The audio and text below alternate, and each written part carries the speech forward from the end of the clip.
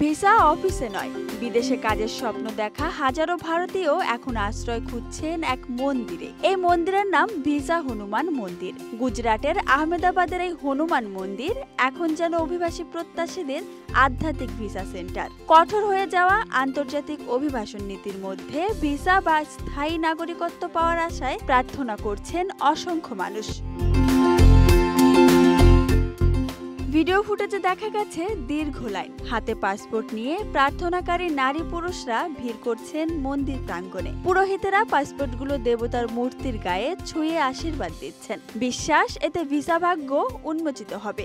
অনেকে আবার নিজের হয়ে নয়, বিদেশে পড়তে বা চাকরি পেতে যাওয়া আত্মীয়দের পক্ষেও প্রার্থনা করতে আসছেন। আমার কাজিন বলেছিল, এই মন্দিরে যদি ঈশ্বরের কাছে প্রার্থনা করো ভিসা বা পিআর মঞ্জুর হবে। আমি যখন কানাডায় ছিলাম, মা এখানে এসে প্রার্থনা করেছিলেন, 1 মাসের মধ্যেই আমার পিআর অনুমোদন হয়।